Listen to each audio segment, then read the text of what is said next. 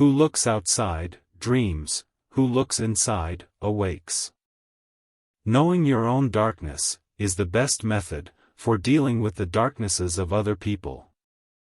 Carl Gustav Jung was a Swiss psychiatrist and psychoanalyst who founded analytical psychology. He was a prolific author, illustrator, and correspondent. We cannot change anything until we accept it. Condemnation does not liberate, it oppresses. Everything that irritates us about others can lead us to an understanding of ourselves. A particularly beautiful woman is a source of terror. As a rule, a beautiful woman is a terrible disappointment.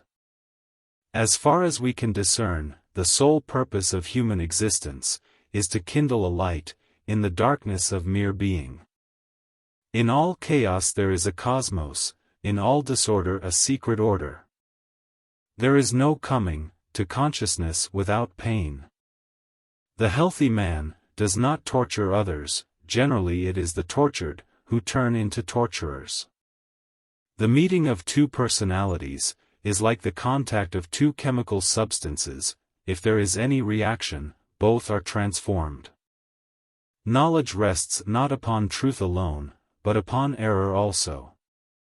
Every form of addiction is bad, no matter whether the narcotic be alcohol, or morphine, or idealism.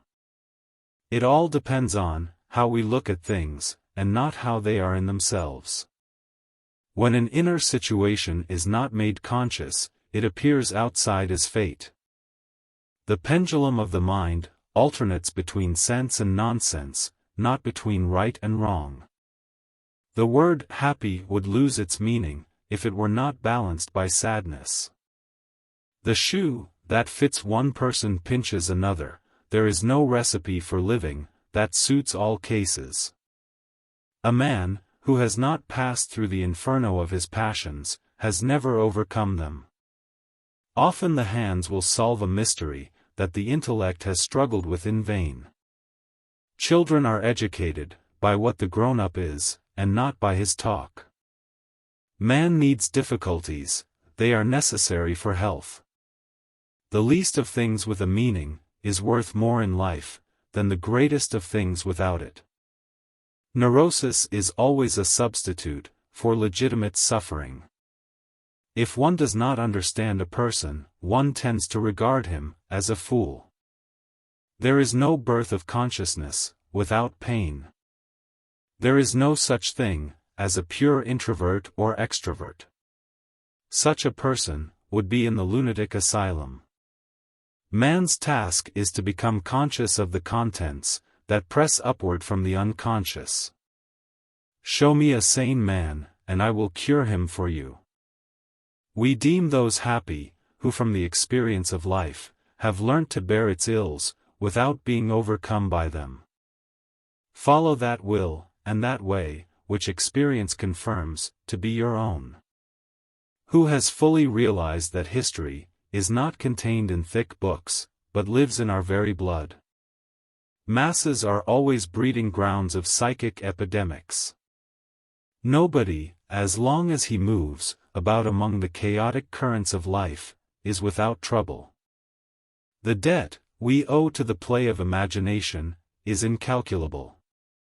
A scream is always just that, a noise and not music.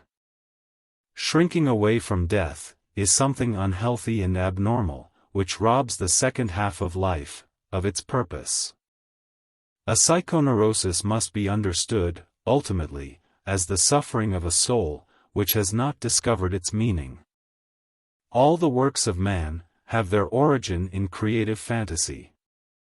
What right have we, then, to depreciate imagination? Our heart glows, and secret unrest gnaws at the root of our being. Dealing with the unconscious has become a question of life for us. The wine of youth does not always clear with advancing years, sometimes it grows turbid.